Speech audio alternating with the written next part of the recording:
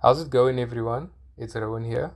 In this video, I'm going to give you a rundown on the Spren, the elusive and abstract figures within the Stormlight archives, discussing everything we know about them so far.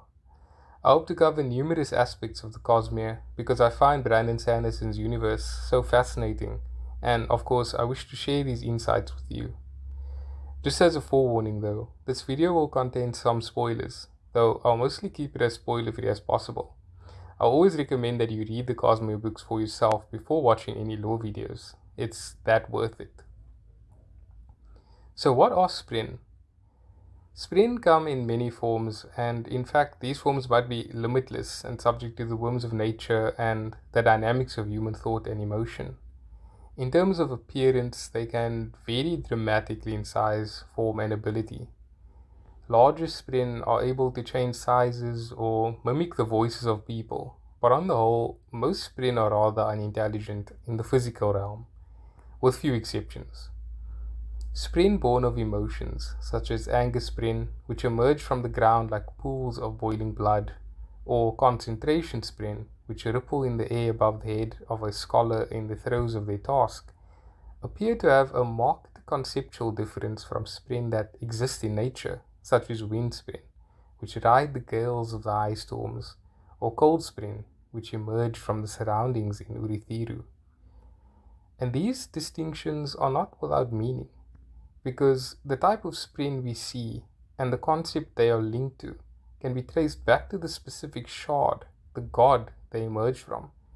For example, Spren that stem from emotions can be closely linked to honor, whereas Spren that emerge from the environment have closer links to cultivation.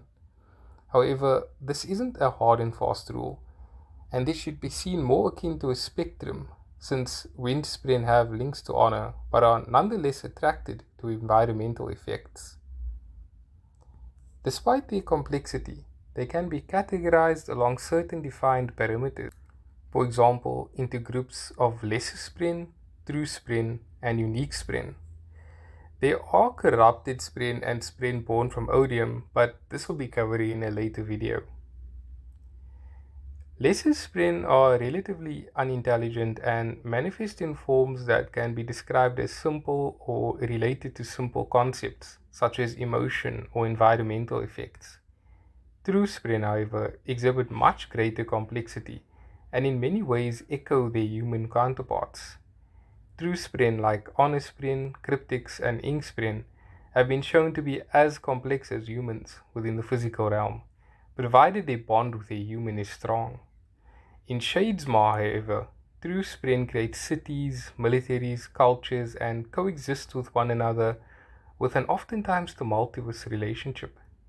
In these respects, a direct line can be drawn between Spren who are intelligent and have self-awareness and Spren who do not.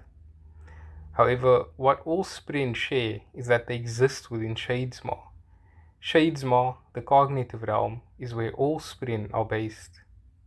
But this still begs the question, what are they?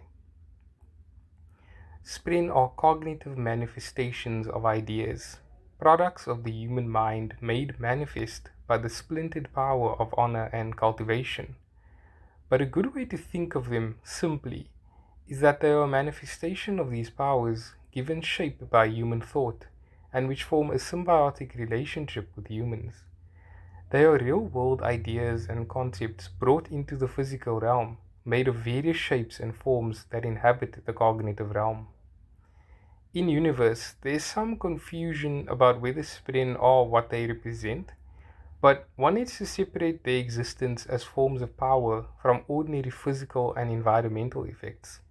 Wind Spren are not the embodiment of the wind, they are the ideas, the personification of the wind that humans have created, and hence they trail the wind and are attracted by it. Anger Spren embody the concept of anger. The idea of your blood boiling takes on a literal form as boiling pools of blood at your feet. Winning a battle creates glory Spren, fluttering shapes at your end to represent the elation of overcoming a great obstacle.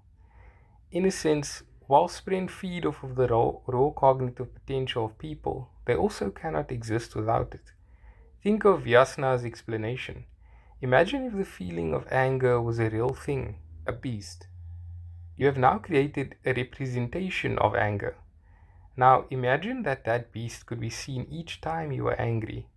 That's what Spren are, a representation, one that is symbiotically manifested by people. This symbiotic relationship is not limited to humans. Spren also forms symbiotic relationships with animals by inhabiting a gem heart, which the animal would then interface with and use for a variety of tasks. For example, great shells and sky eels use Lux Spren, which are known as mandrills and shadesmar, to reduce the effects of gravity. In the case of great shells, this allows them to grow to massive sizes. Sky eels, while not housing a gem heart, will bond to Lux Spren, allowing them to fly. Perhaps the most pertinent example of this symbiotic link between humans and Spren exists with the Nahal bond. The Nahal bond formed via a special pact or oath that humans will forge with a true Spren. By uttering the immortal words, the Spren will gain a higher form of sentience and a greater grounding in the physical realm.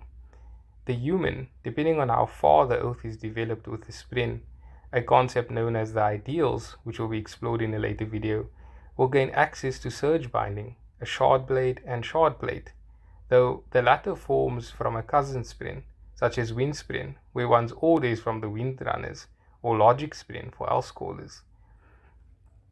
The Nahal bond poses great risks for Spren because, despite not technically being alive in the way people are alive, they can die if the oath the Radiant takes is broken, becoming a dead-eye. It could be that the close symbiotic link between Spren and humans can be understood as a way for the scattered power of honor and cultivation to connect to humanity, because that's what Spren are, power.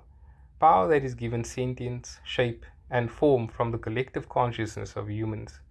In a sense, they are a product of humans in as much as they are a product of the power that created them. It is well known that the shards, the essence of honor itself, does have a will that they exert on its host. So in the same way, it might not be outside the realm of possibility that the power also seeks to bond with humans, perhaps as a way to understand them. Or perhaps the relationship that humans have with Spren is a type of mimicry of the relationship that the shard has with its host. In the example of the Nahal bond, the bond with an honor Spren in particular, an incumbent must adhere to the oath of honor and must act in alignment with what honor demands. In the end, it appears as though the power of these shards, which is what the Spren are at the base level, exert influence on people, which is similar to how the shard, being the shard of Adon-Alchem, exerts influence on its host. If you've been following so far, you'd have noticed that I've not touched upon unique Spren, such as the Stormfather or the Night Mother, and nor have I brought up Odium-influenced Spren, such as Void Spren, Corrupted Spren, or the Unmade. The reason is, I thought I'd keep this video as simple as possible for new listeners, and also because those Spren would likely require videos on their own. During my time reading the books, it took quite a bit of time to understand what Spren are, but I hope this video helped you in your own way of understanding them. But that's it for now, guys. As usual, if you think I've missed something or you feel like expanding on what was touched upon in the video, feel free to leave a comment. Also, if you enjoyed this video, I'd really appreciate a like and a sub. I'm just starting out and I have all sorts of video ideas to share with you guys. So yeah, for now, have a good day and afternoon or evening and be well.